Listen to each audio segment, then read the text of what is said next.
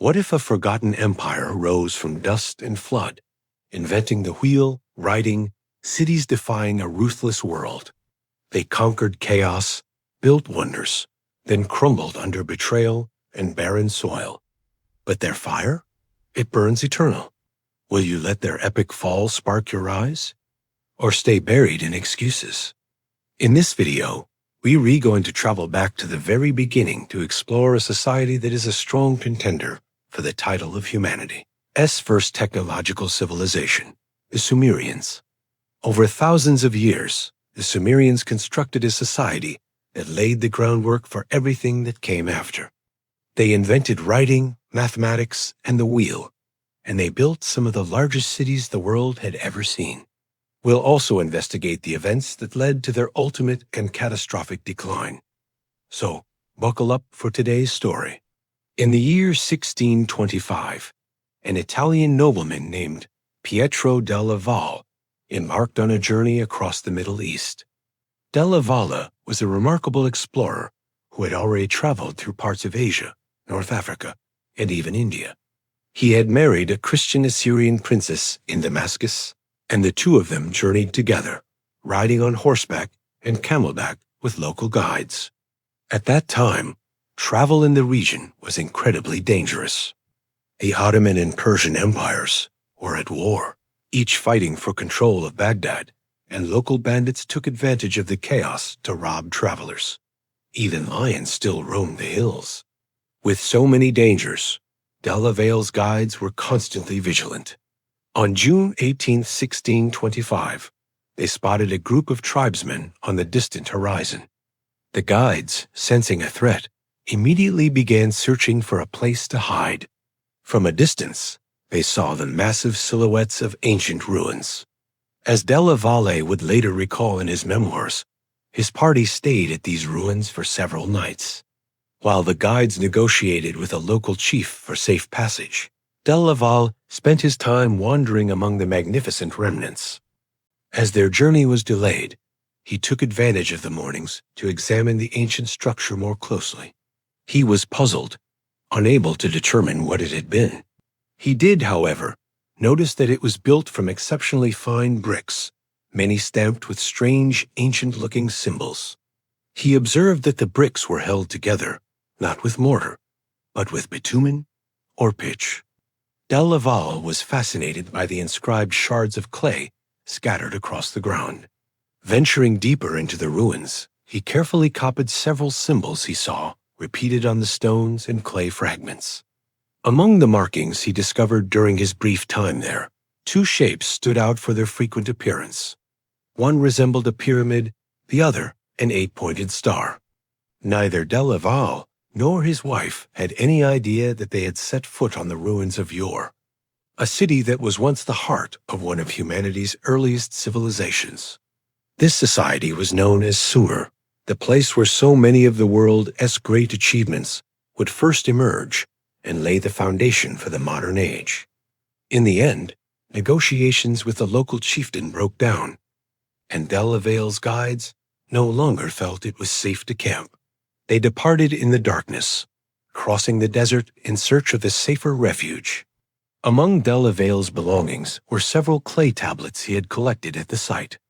These were, in fact, the very first samples of a dead and forgotten language to arrive in Europe after being lost to history for thousands of years. On his journey home, Della Valle must have spent many moments holding those tablets, contemplating the mysterious symbols etched into the clay. Who had built these vast mounds and mighty bricks in the endless desert? What did the signs on those broken clay fragments mean? And if such a great city had truly existed, what force on earth could have caused it to collapse and vanish without a trace? In the southeastern highlands of Turkey, a chain of snow-capped limestone mountains, the Taurus Range, rises more than 3,000 meters above the plains below. The mountains are so steep that rain clouds often struggle to pass over them, instead gathering in the valleys and producing heavy annual rainfall. In spring and summer, the warmer air thickens the clouds, and fierce thunderstorms roar through the mountain passes, their echoes bouncing off the cliffs. The steep slopes of the Taurus Range are carved by water into streams and waterfalls, while underground rivers bore deep into the rock, forming some of the largest caves in all of Asia. The name Taurus comes from the Latin word for bull, and the reason is easy to see. Throughout these mountains, archaeologists have uncovered ancient temples adorned with terracotta statues of bulls. Since antiquity, the people here have worshipped the storm god Teshub, believing he rode on the back of a great bull, perhaps because the booming thunder reminded them of the pounding hooves of giant beasts. These torrential spring rains, with their thunder and lightning, pour into the streams, joining rivers that rise from the snowy passes of Armenia. Before long, these small waterways gather together and flow down onto the vast plain below, becoming two mighty rivers that run parallel for nearly 2,000 kilometers. Today, the immense delta of these two rivers forms the territory known as Iraq. In Arabic, this region is called Bilad al-Refidain, the land of two rivers. In the West, this land has long been known by its ancient Greek name, which combines the words mesos, meaning in the middle, and potamos, meaning river. Mesopotamia, the land between two rivers. Those two great rivers are the Tigris and the Euphrates. For millennia, they have brought life to the flat plains of Iraq. And the source of that life comes from something that seems utterly lifeless, the stone high up in the mountains. Most rocks are held together by tiny grains of two minerals, known as quartz and feldspar. Together, these make up more than 60% of the Earth's crust. As the rivers pass through mountain gorges and underground streams, their waters wash away the softer parts of the stone. Quartz and feldspar, however, do not dissolve in water, so these tiny crystals are carried along in the current, creating a shimmering dust called silt. Sometimes this silt is given a more poetic name, rock flour. Its grains are even finer than sand, yet possess an extraordinary power. Soil rich in silt has an incredible ability to retain water and allow air to circulate, creating the ideal conditions for plants to thrive. Every year, the Tigris and Euphrates carry massive amounts of silt down to southern Iraq, transforming what was once a dry, flat land into a place of remarkable fertility. Throughout the history of this region, and indeed throughout human history, these tiny particles of dust have played an outsized role. Beyond its fertile clay, the desert plain of southern Iraq has always been a harsh and forbidding place, perhaps the last place anyone would expect human civilization to first appear. While the seasonal floods from these rivers brought life to the land, the flooding here was wildly unpredictable. In Egypt, the Nile rises from great lakes in Africa and flows with dependable regularity, serving as nature's stabilizer. But with the Tigris and Euphrates, the water supply depended on rainfall in the mountains of Turkey, Armenia, and Kurdistan, and this could change dramatically from year to year. Years of drought might be followed by terrible floods. In winter, the entire plain could be buried under thick layers of mud. Southern Iraq was also extremely poor in natural resources. There was little more than silt and clay, no metal ores, and almost no stone for building. Because of all these challenges, it took a very long time for prehistoric people to settle in this unforgiving land. In ancient times, early humans such as Homo erectus struggled to survive along the upper reaches of these rivers. Archaeologists have found stone axes and other tools here, some dating back nearly 500,000 years. But the lower stretches of the rivers in southern Iraq were not suitable for the hunter-gatherer way of life. Around 13,000 years ago, everything began to change. The first groups of hunter-gatherers started settling down in permanent villages. They noticed something curious. When they tossed the seeds of edible plants onto the ground, it wasn't long before those sprouted and grew. This was the seed of a great idea. They realized that if they buried seeds in the soil, watered them, and fertilized them, the plants would grow in abundance. Once they found good land, these earliest farmers naturally had no desire to leave. They began building houses nearby, and storing food to last through the winter. They formed larger communities, sharing the work of the fields and protecting their grain stores from those who might try to steal them. They learned to use clay to make storage jars. But for a long time, they remained in the mountains where the rainfall was reliable. Starting around 6,500 BCE, these communities began to spread out. Century after century, millennium after millennium, they slowly moved down along the two great rivers, reaching all the way to the harsh southern lands of Iraq. We don't know exactly who they were, what language they spoke, or what they called themselves. Today, we call that long era the Ubaid period, named after the first site where their remains were discovered. As the Ubaid people migrated along the rivers in Iraq, they discovered new things. They found that in certain places along the riverbanks, date palms grew in abundance, offering a rich and nourishing food source. Before long, they learned how to cultivate and propagate these trees, creating large date orchards. They also noticed that the canopy of the date palm provided shade, sheltering more delicate plants from Iraq's harsh sun and allowing them to diversify their crops. Another important discovery was the realization that it was not necessary to plant crops right beside the riverbank. By simply digging channels, they could carry precious water deep into the land. With the ability to dig irrigation ditches, they could plant crops almost anywhere. The people of this region gradually became masters of canal building, and as a result, the land grew incredibly fertile. At the southernmost edge of Iraq, where the Tigris and Euphrates divide into many branches, forming a delta plain and shallow lakes before emptying into the sea, there arose an ancient marshland. Here the reeds grow so thick that when standing in their midst, you cannot see beyond the tops of the stalks, a haven for water buffalo, wild boar, and countless water birds. Since ancient times, the inhabitants of these marshes have learned to bind reeds into beams, so strong they could span a meter or more, using them to build large domed houses with nothing but this single material. It was in this southern marshland that the greatest cities of the Sumerians first emerged. Just as Mesopotamia was nourished by two great rivers, this land was also home to two great peoples, the Sumerians and the Akkadians. Throughout history, the Sumerians and Akkadians became so intertwined that the story of one cannot be separated from the other. We know quite a bit about the Akkadians of the north. They spoke a Semitic language, part of the same family as Aramaic in the Bible, and later Hebrew and Arabic. But the Sumerians remain far more mysterious. So mysterious, in fact, that archaeologists refer to it as the Sumerian problem. The Sumerians spoke an isolate language, meaning it has no connection to any other language in the surrounding region, almost as if it stands alone in its own family tree. Sumer is so ancient that the first scholars who discovered their texts doubted whether it was a real language at all. They speculated it might be some sort of code used for secret communication. This led some historians to wonder, did the Sumerians once migrate to southern Iraq from some distant land?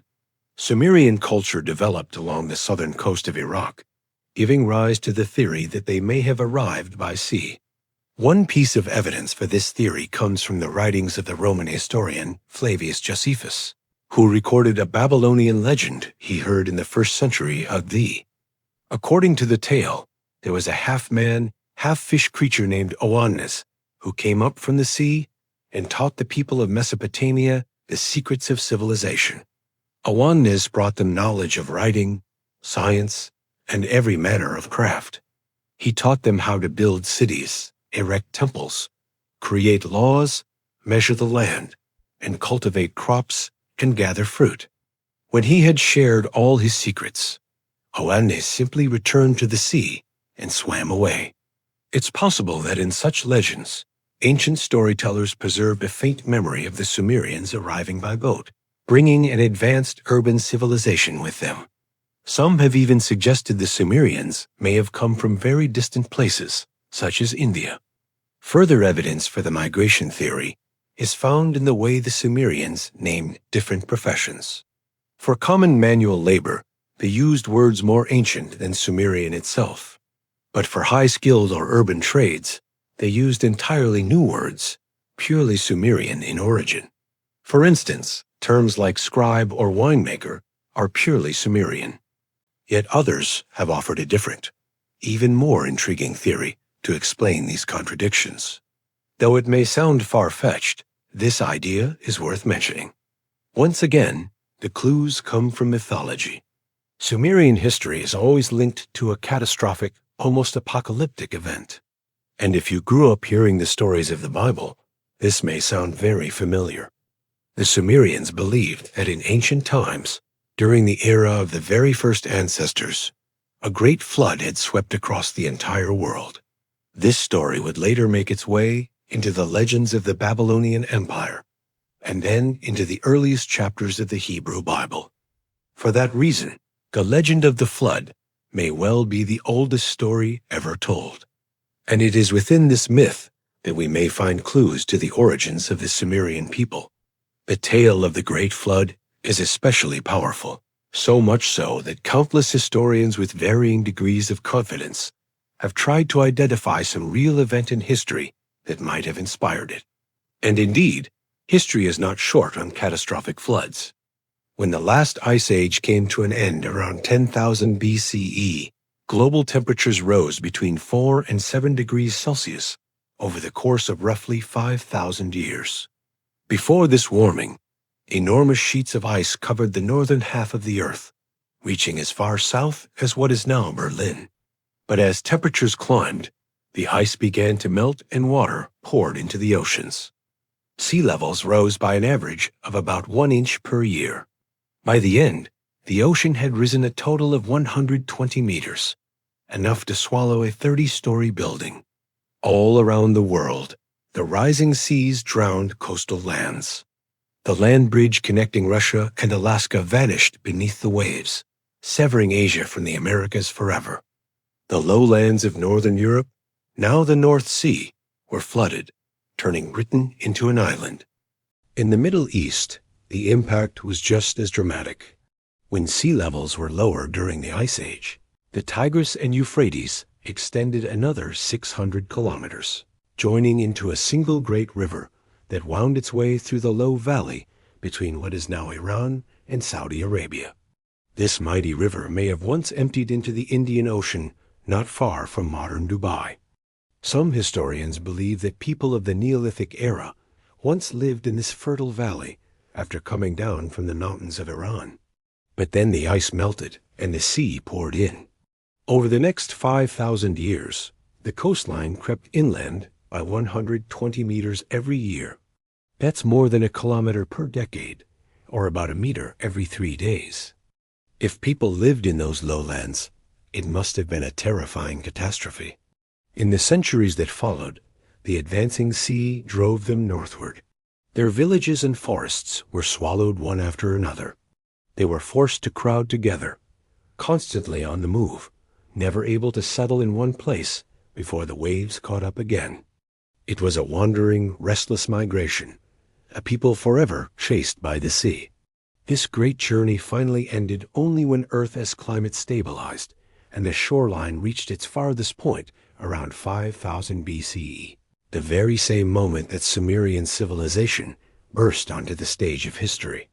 This theory is further reinforced by the legend of Oannes, the mythical fishman. Could it be that the Sumerians didn't arrive by boat at all, but were actually people who once lived on land, now submerged beneath the sea? Another legend, the myth of Enki and Ninhursag, tells of the god Enki creating humankind in a land called Dilmun. Much like the Garden of Eden, Dilmun was an earthly paradise. In Dilmun, the raven did not cry out in sorrow. The lion did not hunt for prey.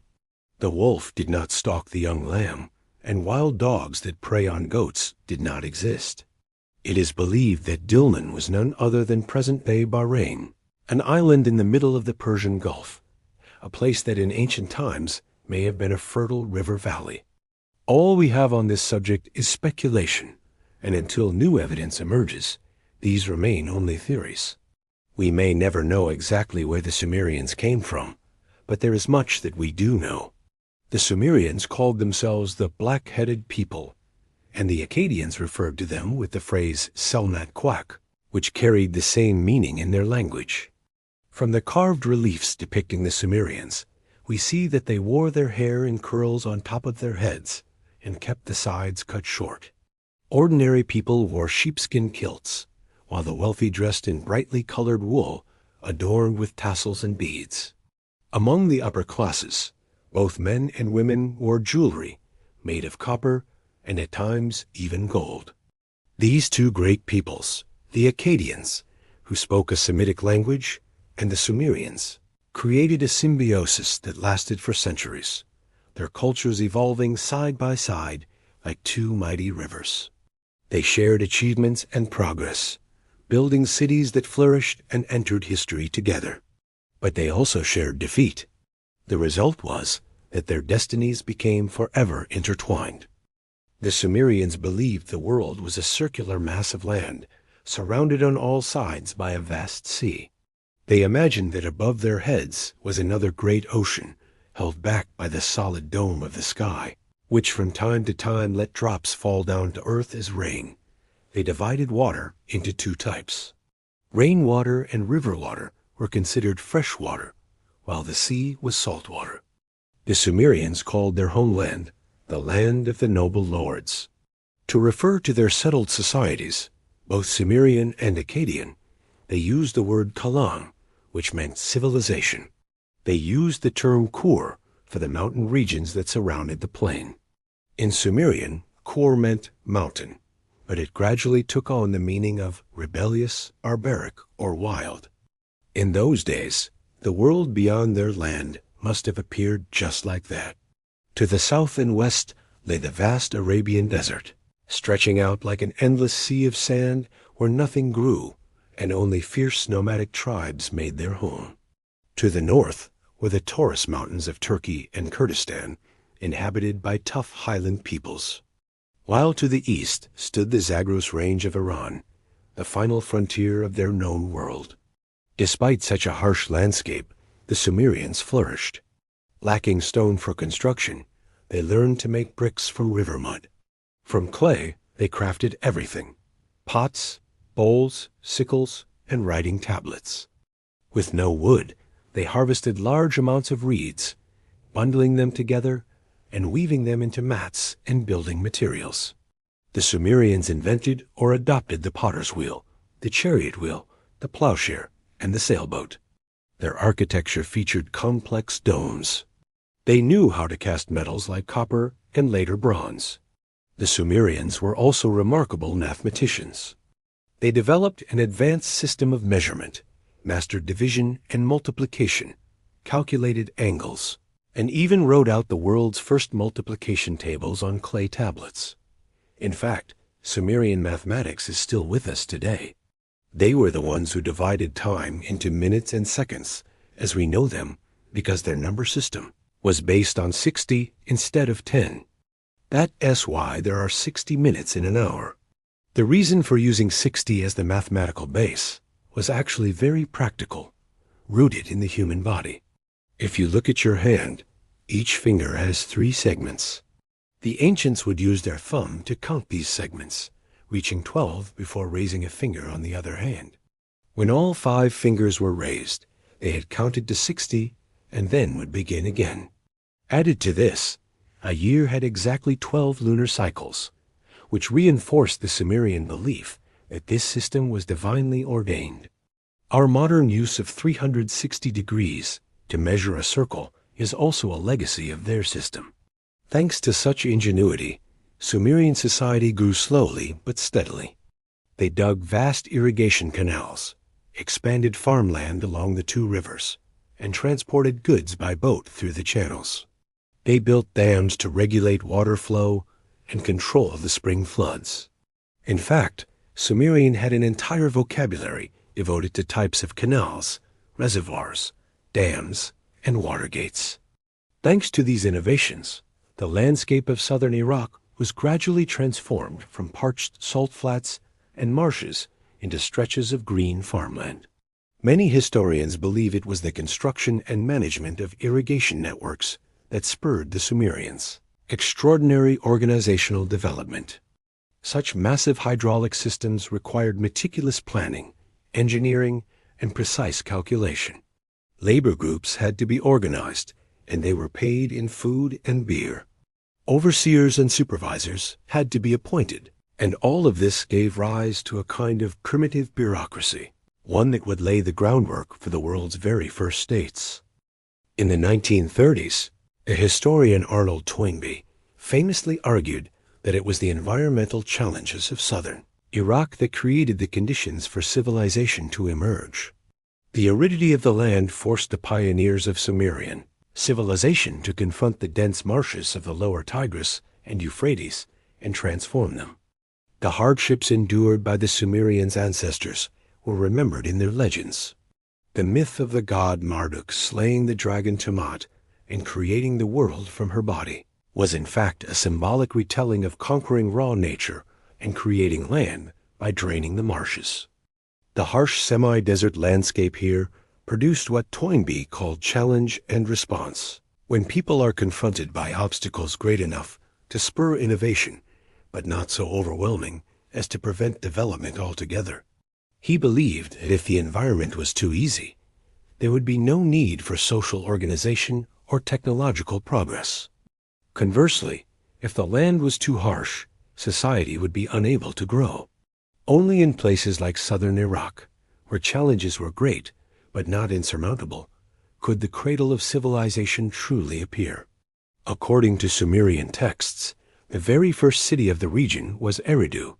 One controversial document known as the Sumerian King List describes Eridu as the place where the god Enki first decreed that mankind should have kings to rule them.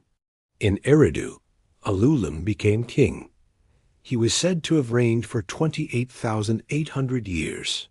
He was followed by Alalgar, who ruled for 36,000 years.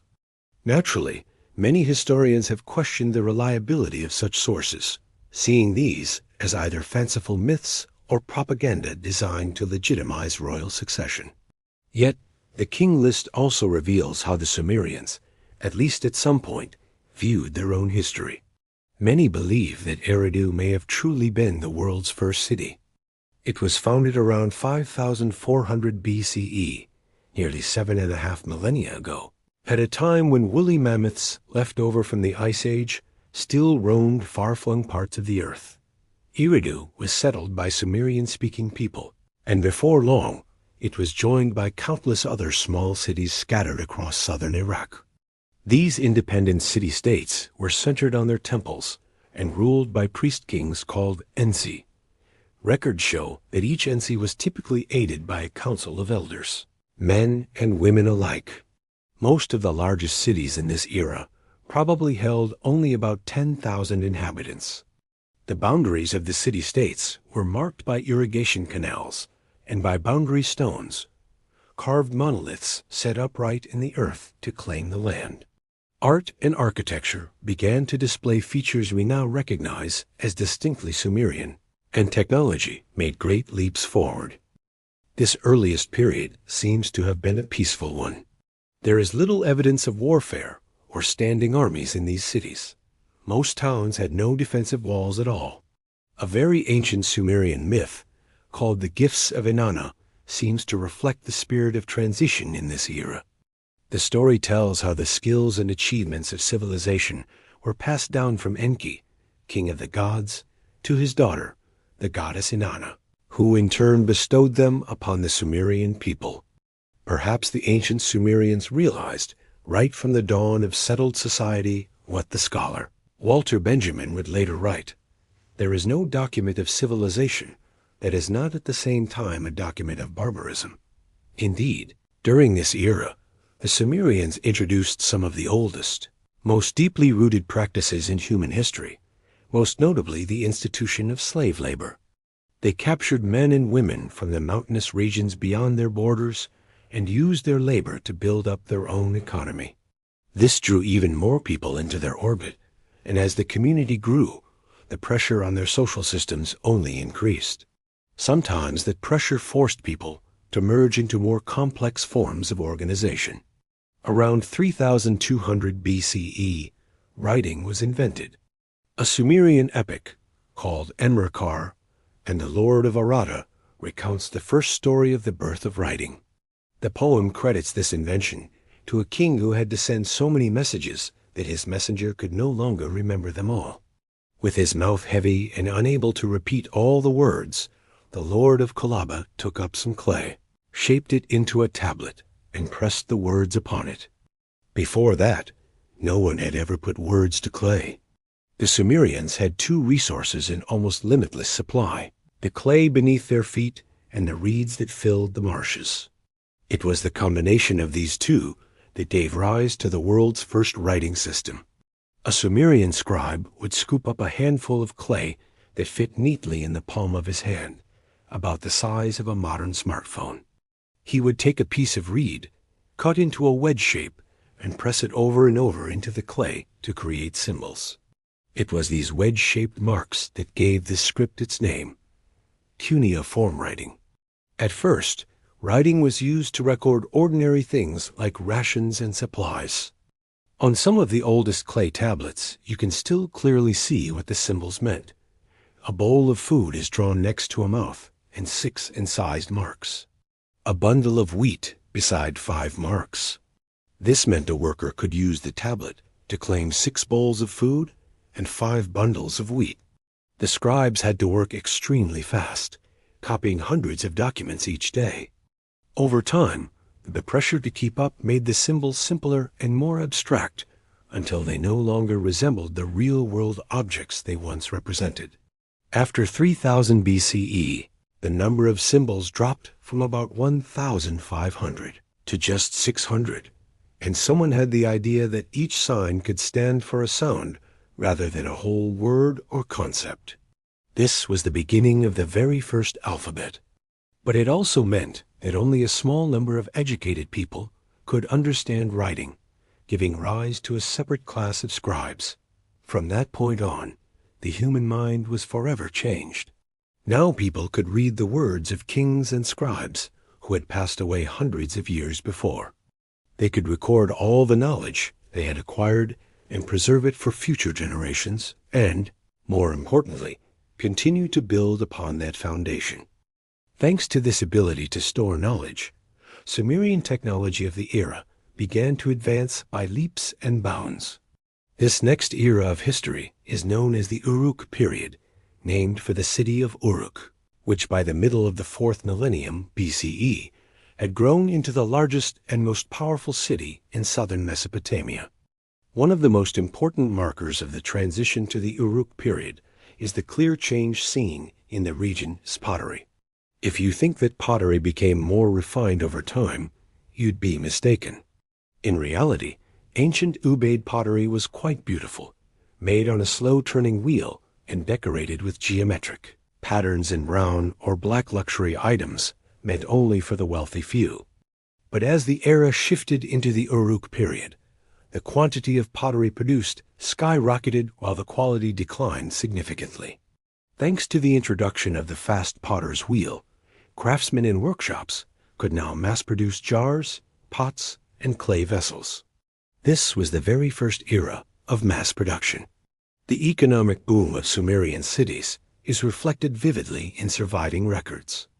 Clay tablets reveal that in the city of Gursu alone, as many as 15,000 women worked in the textile industry.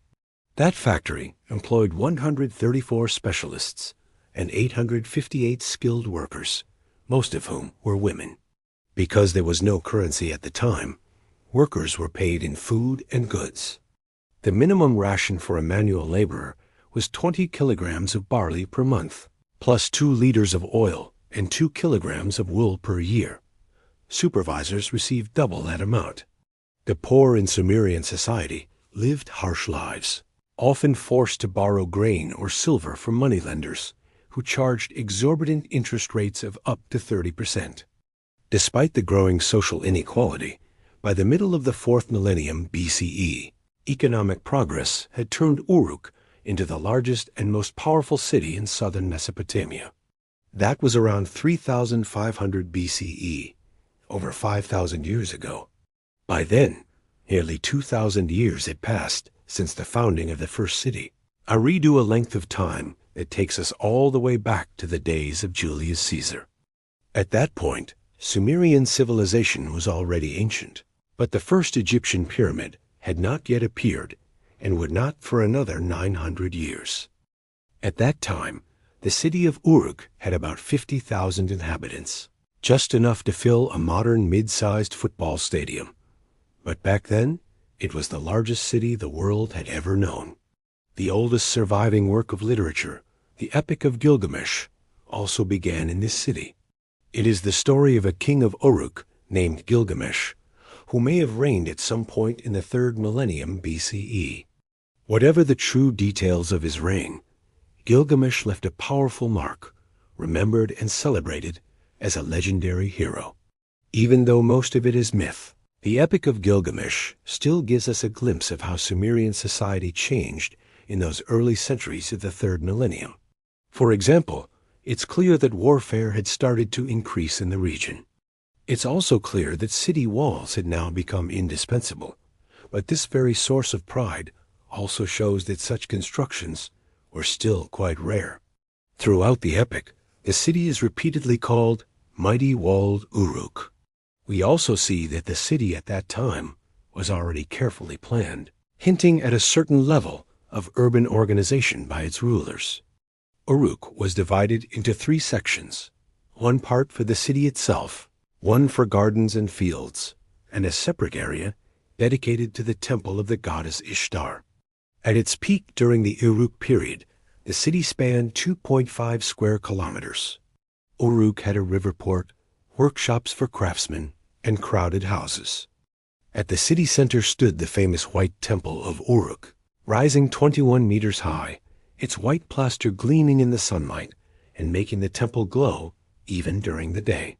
If you were to walk the streets of Uruk at that time, you would see markets filled with beans and lentils, jars of date syrup, and oil. In the wealthier neighborhoods, houses were built of fired brick. But elsewhere, homes were simply made from sun-dried mud and clay. The houses were likely arranged in a chaotic fashion, forming a maze of narrow alleyways and cramped slums, shaded by mats of reeds placed overhead to keep things cool during the heat of the day. You'd see farmers carrying bundles of reeds or large sheaves of wheat on their backs, while herders would lead flocks of long-haired sheep into the city. Everywhere you'd encounter men sitting in circles in shady courtyards, all drinking from a large jar of beer set in the middle, each man sipping through long straws made from hollow reeds.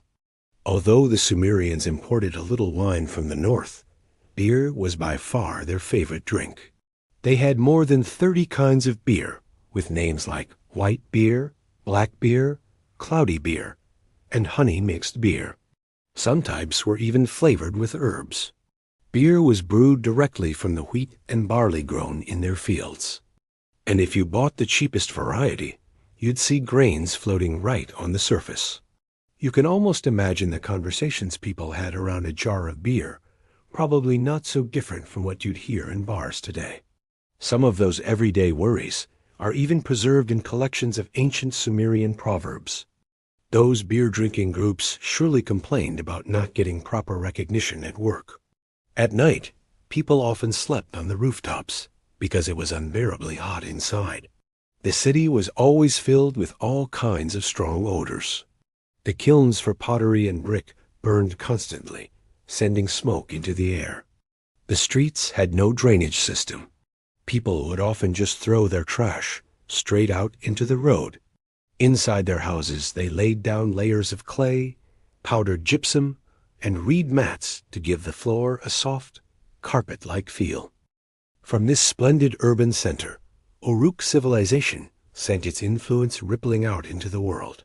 And gradually, other great cities began to rise up around it. But as the 4th millennium drew to a close, another Sumerian city was on the rise, one that would soon replace Uruk as the cultural center of Sumer. This city was Ur, and it stood right where the Euphrates River met the sea. It was a bustling port, a fishing town where gulls soared overhead, and fishermen returned with their abundant catch. Its location, both on the sea and the river, made it a thriving trade hub for the entire region.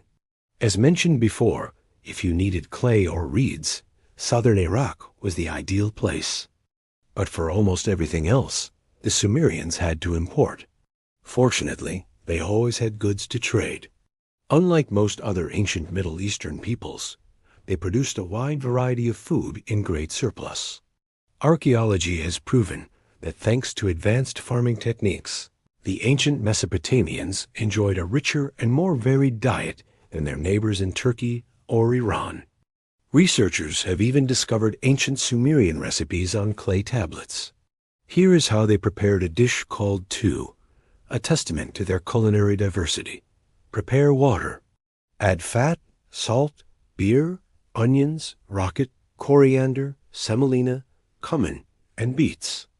Put everything into the pot. Crush leek and garlic, and add them in as well. Let it all blend and thicken. And finally, sprinkle with coriander and carrots. Boats laden with wheat, grains, sun-dried reeds, and figs sailed up the river, bringing food to neighboring regions. In return, other resources poured in. Copper came from the mountains of northwestern Iran, and later by ship from the island of Cyprus. Tin traveled along long mountain routes from Afghanistan, as it would throughout the Bronze Age. Silver was carried down the Euphrates from the Taurus Mountains of Turkey, while gold arrived overland from Egypt or by sea from India. Ordinary building timber was sourced from the Zagros Mountains in eastern Iran. But for the most elaborate constructions, magnificent city gates or royal palaces, only rare cedar wood would suffice. This prized material was transported by boat from Lebanon, where these trees grew high in the mountains. The Epic of Gilgamesh even recounts the king Sirmi to slay a monster in the Lebanese mountains to obtain this extraordinary wood. The ancient Sumerians traded in a way we would now truly call globalization. From their small stretch of coast along the Persian Gulf, their ships braved the waves to reach the trading ports of Bahrain and Oman, then sailed further along the coast to trade with one of the world's most mysterious cultures, the Indus Valley Civilization. From there, the Sumerians brought back spices, gemstones like carnelian, and the brilliant blue lapis lazuli that they cherished so deeply. They used it for jewelry, amulets, inlays on game boards and musical instruments, and for magnificent sculpted statues. All these goods flowed through Yar, turning it into one of the wealthiest cities of the ancient world. Artifacts excavated from the tombs of kings reveal not only the immense wealth of the ruling class, but also their masterful craftsmanship, a testament to the thriving community of artists here. Thanks to military victories like this, slave-trading Lagash conquered much of southern Mesopotamia. Lagash established what some historians call the world's first true empire. But that power would not last long. In ancient times, just managing a single city was already incredibly difficult, and the Lagash Empire, despite its military successes, was quickly stretched beyond its ability to govern. More seriously, King Enatum appears to have ruled through a campaign of terror. It's no surprise that his reign was hated, and rebellions soon broke out against him. As the resentful empire of Lagash fractured and collapsed, a ruler from one of its oppressed cities seized the moment. That was the king of Umma, the very city that had been humiliated and defeated by Lagash. It's unclear what exactly made Lugal-Zishi so successful, but he surely carried within him a burning desire for revenge against Lagash. Perhaps he had even fought in the battles where Enetum had slaughtered thousands of his own people. Lugal-Zishi rose up against Lagash, swiftly overthrowing the kings who still remained loyal to the empire in the cities of Kish and Larsa. He then marched on mighty Ur, and after that, the fortified stronghold of Uruk. Both cities soon fell, and Lugal-Zishi moved his capital to Uruk. At last, he marched against Lagash itself, the heart of the empire, and here the fire of vengeance blazed fiercely within him. Lagash did not hold out for long. Lugal-Ziji broke through the city walls, plundered, and burned the city to the ground. Even by the harsh standards of the age, this was a shocking act. After destroying Lagash, Lugal-Ziji's momentum seemed unstoppable. He marched north along the two rivers, quickly seizing every territory Lagash had once ruled. One of his inscriptions even boasts that he conquered all lands from the Upper Sea to the Lower Sea, meaning from the Persian Gulf to the Mediterranean coast. The Sumerians had never been able to maintain distant colonies or control far-off territories for long. It's more likely that Lugal-Ziji managed to launch successful coastal raids, sacking a few towns and bringing back spoils to Uruk. But this was the first time a Sumerian prince had dared to make such a claim. For them, the Upper Sea was the western edge of the world, and the idea of a king who conquered all the land between the two seas began to haunt the ambitions of every ruler who came after. But like the kings of Lagash before him, Lugal-Ziji made a fatal mistake. He overreached. The empire was simply too large. Before long, civil war and revolt broke out among the Sumerian city-states. In this chaos, another great people of Mesopotamia began to dream of domination. These were the Akkadians, until then merely junior partners in the civilization of southern Iraq. They soon found a leader to rally them against the Sumerian Empire. That man would go down in history with a name in Akkadian that meant the true king, Sargon. He was the one who would usher in the twilight of the Sumerian age. And as with so many other chapters in Sumerian history, the story of Sargon of Akkad will feel familiar to anyone who grew up hearing tales from the Bible. He was born sometime in the mid-24th century BCE, and legend has it that as a child, he was left in a basket of reeds on the banks of the Tigris River. A gardener serving in the palace at Kish found him and took him in. But just like Moses in the Bible, this child harbored great ambitions. There was something truly remarkable about Sargon. Perhaps it was his charismatic presence, because before long, he was entrusted with the role of cupbearer in the royal court, serving wine to lords and royalty. It was a prestigious position, one that opened the door for the young man to advance at court. Sargon must have shown skill in many areas, because soon after he was assigned a top-secret and extremely important mission. At that time, Kish was still part of Lugal-Ziji's Sumerian Empire, which stretched from sea to sea. King Lugal-Ziji was away on campaign, possibly in Syria or putting down rebellion in some distant province. Sargon was given command of a small force with orders to march to Uruk, where Lugal-Ziji had established his capital. The plan was to launch a surprise attack at the very heart of this new empire and free Kish from Lugal-Ziji's control. It was a bold and risky plan, but Lugal-Ziji had taken most of his troops on campaign, leaving only a few to guard the capital. The attack came as a complete surprise. Sargon's forces broke through the defenses, overran the city walls, and the guards scattered in disarray. Sargon captured the city, and before reinforcements could arrive, he demolished sections of those famous walls. This was a deeply symbolic act, a direct blow at the authority of Lugal-Ziji's empire. King Lugal-Ziji must have been furious. He rushed back from the battlefield, summoning all his vassals to his side. Inscriptions tell us that as many as 50 kings once rallied under his banner, and the task must have seemed almost too easy to crush the forces of a single small city-state. But Sargon appears to have been an extraordinary figure in history, the kind of genius like Hannibal or Napoleon, capable of turning the tide even against overwhelming odds. Somehow, in the decisive battle between the might of the empire and his own army, Sargon emerged victorious. Lugal-Ziji was captured alive, and Sargon paraded him through the gates of Holy Nippur, his neck bound in a heavy wooden yoke like an ox. Of course, this was an unparalleled humiliation. But it was at this moment that Sargon showed what set him apart from other kings of his era, because he seemed to possess a certain degree of mercy. The old king Lugal-Ziji was not executed. Remarkably, he was even allowed to continue ruling over Uruk as long as he swore loyalty to Sargon the Great. Sargon founded a new city as the capital of his empire and named it Akkad. From there, he continued to conquer much of the territory that previous empires had once controlled. He bowed before the gods, and the gods granted him the lands to the north, reaching all the way to the cedar forests and the silver mountain. Sargon did not repeat the mistakes of those who came before him.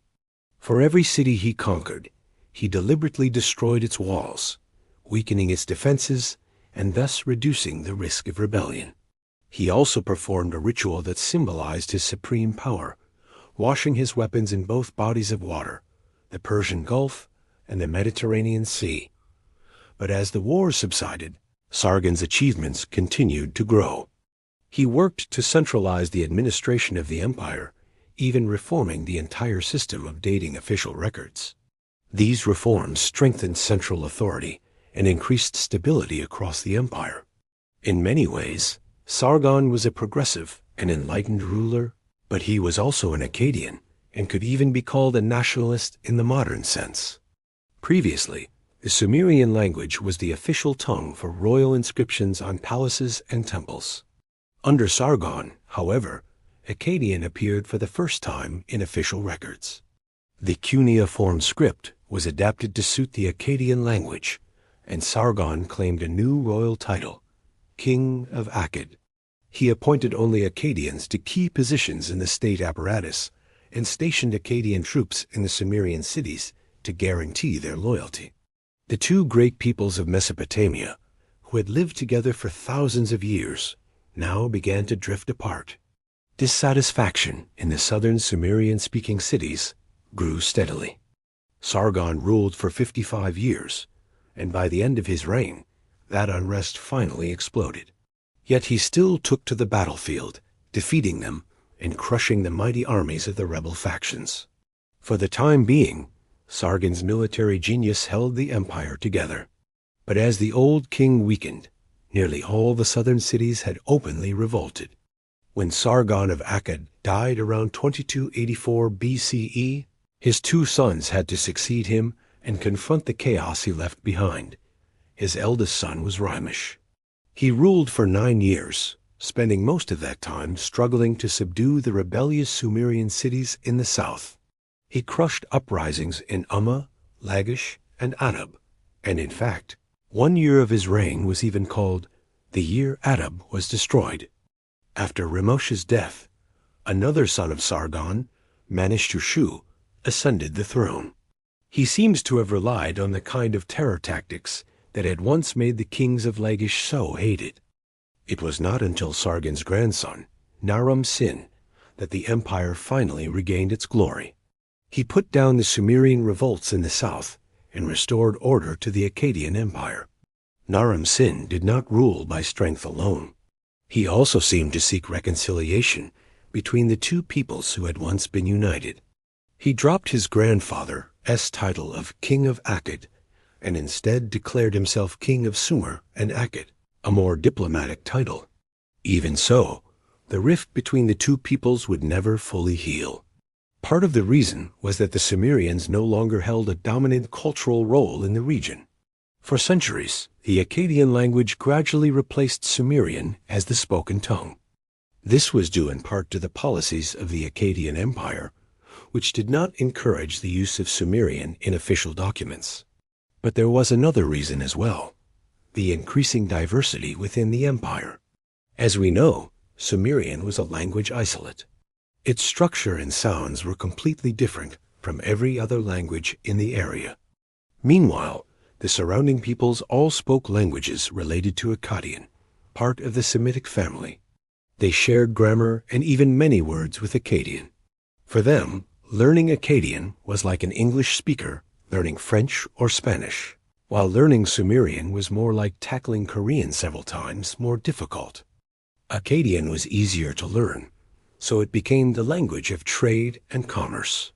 For centuries, the people of Mesopotamia were nearly bilingual, but gradually every Sumerian came to know Akkadian, while fewer and fewer Akkadians needed to learn Sumerian. Slowly, Sumerian faded away. Yet the end of the Akkadian Empire was also approaching, and the Sumerians would have one more chance to leave a great mark on human history. When the great king Naram-Sin died, his son Shar-Kali-Shari ascended the throne. He was the great-grandson of Sargon of Akkad, and 4 years after he took the crown, a great omen appeared in the sky. From a distant place in the cosmos, nearly 200 million kilometers from Earth, a giant mass of ice and dust 40 kilometers wide swept by around 2213 BCE. This was the Hale-Bopp comet, which would continue to circle the sun for millennia, not blazing across Earth's sky again until 1997. It was the brightest comet ever observed, with the longest visible tail soaring across the heavens for 18 months, visible to the naked eye. In 1997, the sight of the comet above San Diego, California, drove 39 members of the Heaven's Gate cult to commit suicide, convinced their souls would be carried away by a spaceship hidden behind the comet's brilliant tail.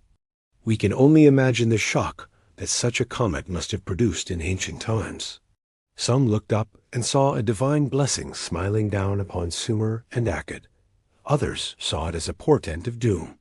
In the end, it was that second, more pessimistic group who were correct. During Shar-Kali-Shari's reign, the world's climate underwent a mysterious and sudden transformation. This shift is now known by a strange name, the 4.2 kiloyear event. Some suspect it was connected to changes in North Atlantic sea ice, triggering a chain reaction in the global climate system so delicate and interconnected. Whatever the cause, the consequences were enormous. Across much of the world, rainfall fell dramatically. Analysis of dust layers in Iraq and the Middle East shows that at this time, annual precipitation dropped sharply and the climate became brutally dry. This period of drought was not short-lived. It lasted for more than a century, and possibly as long as 300 years. The famine and hardship of that time are even recorded in ancient Egyptian texts, and the effects were felt across cultures around the world. Linked to the collapse of Egypt's Old Kingdom, the Indus Valley Civilization, and even the Liangzhu culture in China.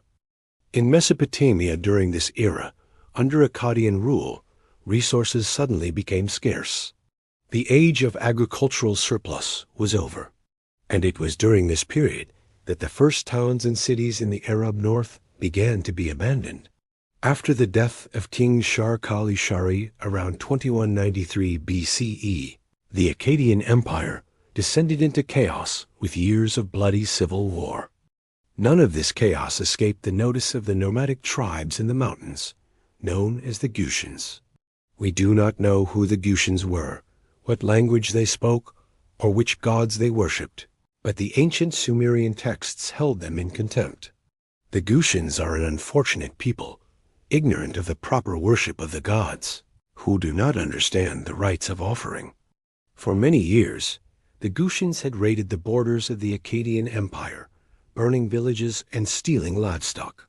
For years, these mountain people watched as drought devastated the settled societies of the river valleys. They saw city dwellers fighting each other for ever-shrinking farmland. And at this moment of weakness, they chose to strike. The Gutians gathered their forces and marched down into the Sumerian plain, not merely to raid this time, but to conquer and claim the land for themselves. A unique piece of literature records the tragic events of those days. Written centuries later, it is known as the Curse of Akkad. In this account, the great god Enlil becomes enraged with the king of Akkad for his disrespect toward the gods, and so he summons the Gutians as a punishment. The mountain people are described as monstrous beings, half human and half beast, with a language that to the Sumerians sounded like nothing more than barking dogs. It's unclear how large the Gutian army actually was, but it was evidently enough to quickly overwhelm the exhausted Akkadian forces. It seems the Gutians used hit-and-run tactics, striking supply lines and burning everything in their path.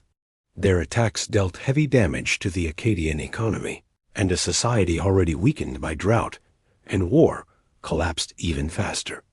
Not long afterward, the Gushans swept down into the city of Akkad and burned it to ashes. They destroyed Surgan's city so thoroughly that even today, no trace of its ruins has ever been found. The Gushans tried to establish their own dynasty and rule over Sumer, but for many reasons, they failed. In the end, as so many modern empires have learned, conquering a country is much easier than governing it. Cuneiform sources show that the Gushan administration paid little attention to maintaining agriculture, record keeping, or social order. The Gushans were illiterate, and they struggled to manage an empire that for thousands of years had relied on the power of the written word. They simply turned the livestock loose to wander the fields at will. This policy only worsened the famine, causing grain prices to soar. With such neglect and lack of investment, the infrastructure of the country began to decay. Verses in the Curse of Akkad describe how roads grew deserted and wild grass overtook the footpaths along the canal banks, paths that had once served as towpaths for boats. The destruction of central Akkadian authority meant that many Sumerian city-states regained their independence. It appears the Gushans, weakened by their failed attempts at governance, could do little to stop this wave. The Gushans occupied southern Iraq for over 150 years, and this was truly a time of suffering. It was a miniature Dark Age, recorded only in crude, scattered cuneiform texts.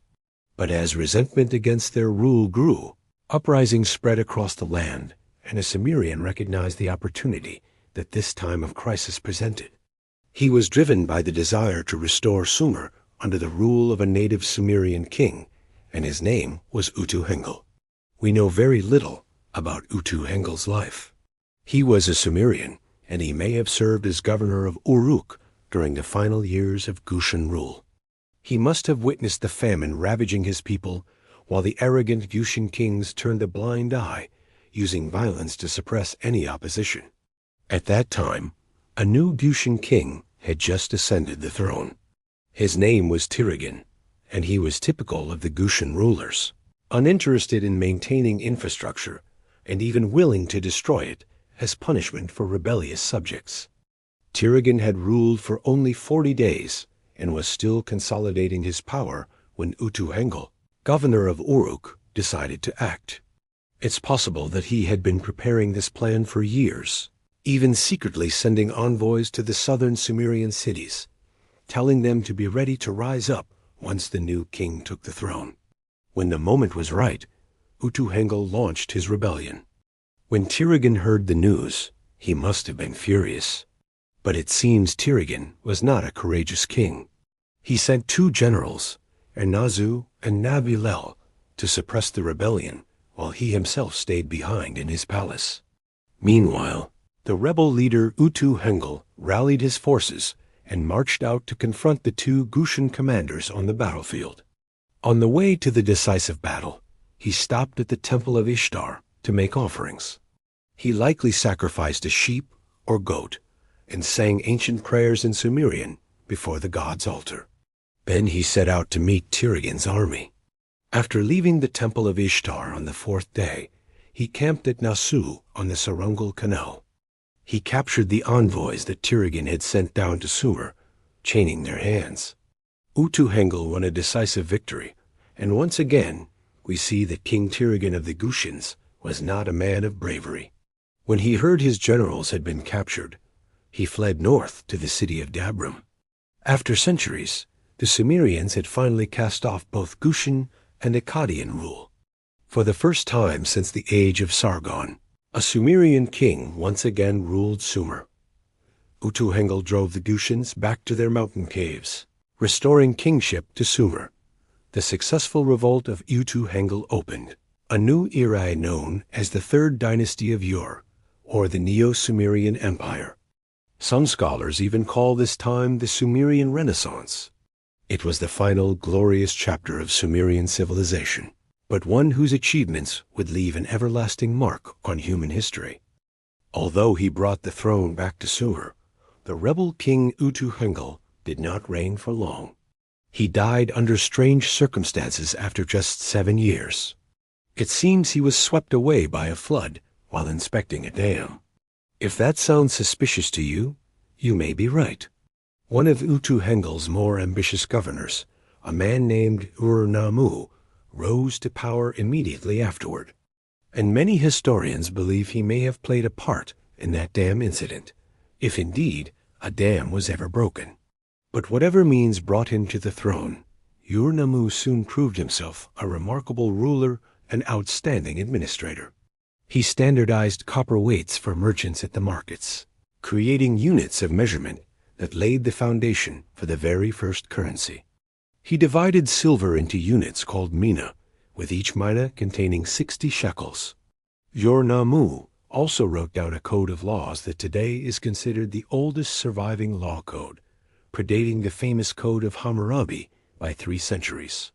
Beyond all these achievements, Ur-Nammu was also a great builder. He constructed public works at Nippur, Larsa, Kish, Adab, and Ummah. He restored roads and canals after decades of neglect under the Gushins. But above all, Ur-Nammu loved building ziggurats. These were the iconic step towers, the pinnacle of Sumerian architecture. Each ziggurat rose in 3 levels, like a giant wedding cake, with staircases leading up to the summit. They were covered with white plaster. Priests who tended the ziggurat could plant trees and flowers on the terraces, and birds would nest high above.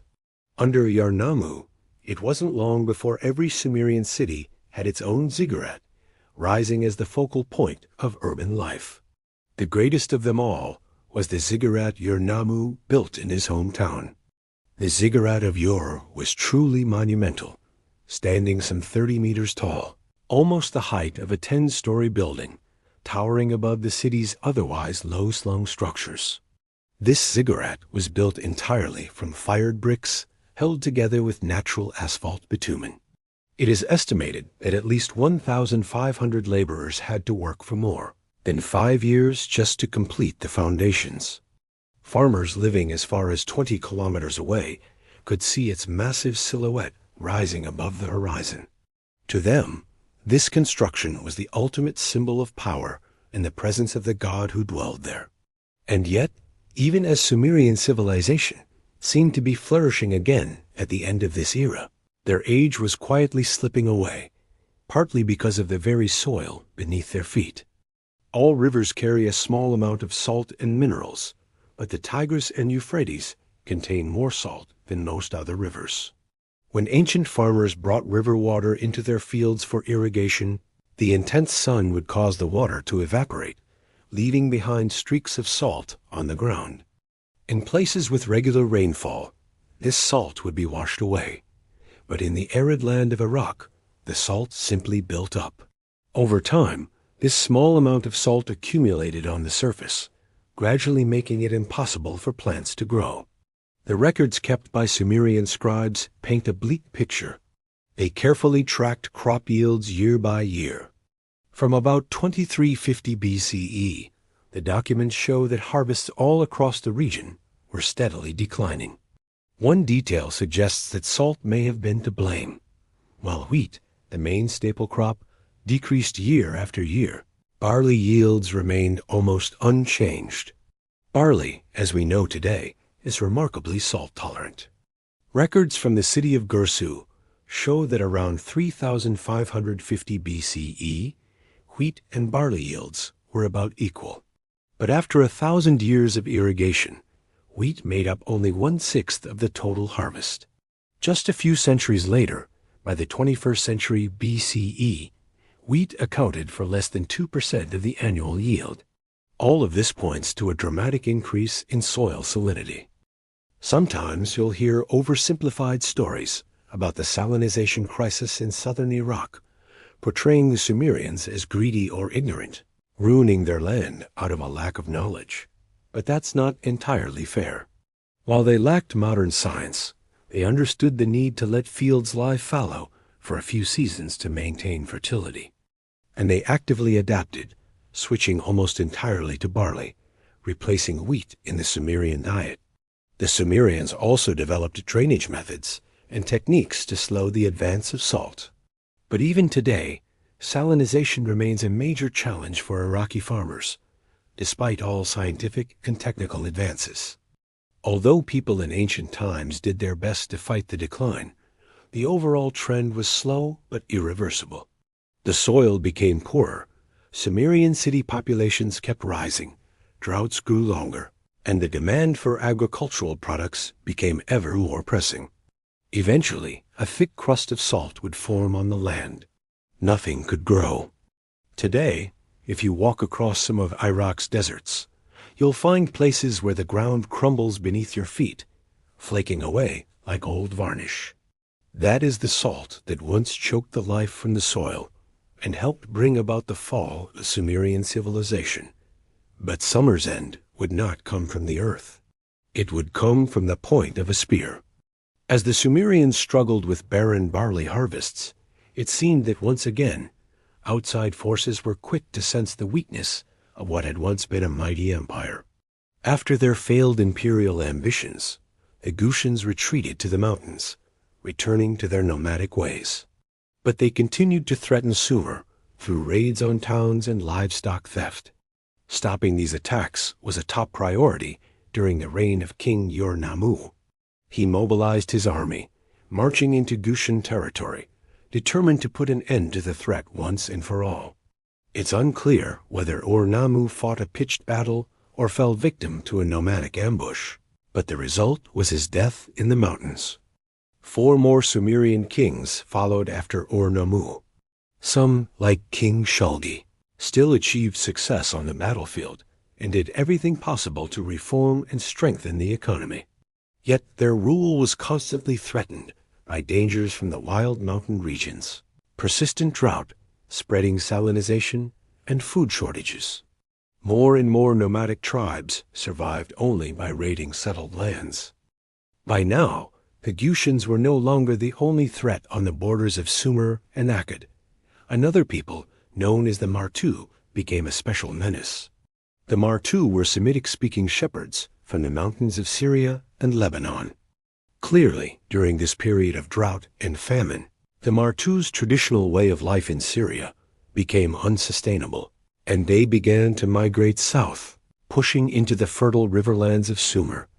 Despite a weakened state, the later Sumerian kings were determined to hold back the Martu.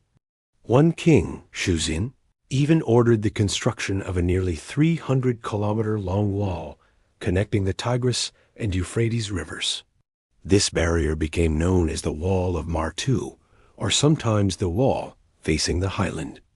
Exactly what this wall looked like remains a mystery, but it was probably a great earthen embankment scattered with fortresses and perhaps fronted by ditches fed from irrigation canals. It was more than twice the length of Rome's Hadrian's Wall, and in effect, it turned the rich plain between the rivers into a kind of fortress island. 3 sides were bounded by rivers, the south by sea, and the north by the wall itself. It was without a doubt an engineering marvel, and proved that even in their final years, the Sumerian state retained significant manpower and resources. But in the end, the wall proved useless. Like all walls, it only worked as long as there were enough troops to defend it. Before long, people realized that the wall was not a symbol of strength, but a desperate last measure of an empire in collapse. The last Sumerian king was named Ibisin, crowned in 2028 BCE. Almost as soon as he wore the crown, the empire began to fall apart. In his first year, the city of Ishnuna in the east broke away from the empire, and by the 3rd year, Susa, a city of Elam in the Iranian lowlands, also rose up in successful revolt. The Elamites were an ambitious people who would later become major rivals of Assyria and Babylon. But at this point, they were just beginning to rise. Their emergence marked the final chapter for the Sumerian age. The Sumerian Empire, stretched to its limits, could no longer maintain its 300-kilometer Martu wall, and by Ibisin's 5th year, the barrier built by his father had fallen. The Martu poured through the lines, seizing the rich fields behind them. The consequences were immediate and devastating. A brutal food shortage erupted. In the 7th and 8th years of Ibisin's reign, the price of grain soared to 60 times its normal value. People starved in the streets. Famine raged through the capital at Ur. It was clear by then that King Ibisin had begun to panic. In a desperate bid to save his people from starvation, Ibisin summoned a general and sent him north to the city of Isin to buy grain, willing to pay many times the usual price. That general's name was Ishbi-Era, and it was obvious he was not a man the king fully trusted. In another letter, the king even complained that Ishbi-Era was an Akkadian, not a Sumerian, implying doubts about his loyalty. But by that point, the king had no other choice. The Akkadian general Ishbi-Era urged the king to send a fleet of 600 boats upriver to transport grain and volunteered to stay behind in Ezen to help defend the city against their enemies. Ishbi-Era must have known that the request for 600 boats was impossible, and in truth, he had no intention of returning to famine-stricken Ur. He remained in Ezen with all the grain, and before long declared himself king there. This was just one of many stories that show how the Sumerian state was truly coming apart. Facing threats on all sides, King Ibisin frantically issued a flurry of last-ditch orders. He commanded the construction of fortresses in major cities like Ur and Nippur, but it was all in vain. In the end, the Sumerian Empire fell city by city until only the capital, Ur, was left, besieged on all sides by enemies. Not long after, the Elamites, once subjects of Sumer in the foothills of Iran, assembled a great army, gathered more tribes along the mountain paths, and marched down to lay siege to mighty Ur. King Ibisin fought back in desperation, and by then it was clear he had reached the end of his road. He pleaded even with his old foes, the wild Martu who had just poured through the walls built by his father, offering them payment if only they would help. He even humbled himself to beg Ishbi-Era, the general who had once betrayed him and was now king in Isin, but it was all hopeless. The Elamites broke through the walls of Ur and burned the city. They poured into the sacred precincts, looting every treasure. You can imagine them storming up the steps of the great ziggurat, slaying the priests, seizing every precious object in their path. The fields around the city were burned. The canals became choked with disease. The Elamite army stormed the palace, captured King Ibisin, and led him away to captivity in a foreign land. He was the last king of Sumer, a civilization that had lasted for thousands of years, and he ended his life in chains, a prisoner in exile. The fall of Ur was one of the great turning points of ancient history. It marked the end of the unified Sumerian state and ushered in a miniature Middle Ages as the city-states fought for power over the ashes of the old empire.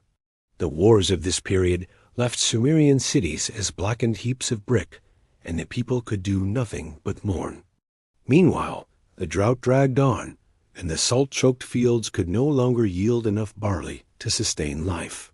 Facing this catastrophe, the Sumerians began to leave their ancestral lands, becoming refugees, carrying what little they owned, weeping for their lost homeland as they went.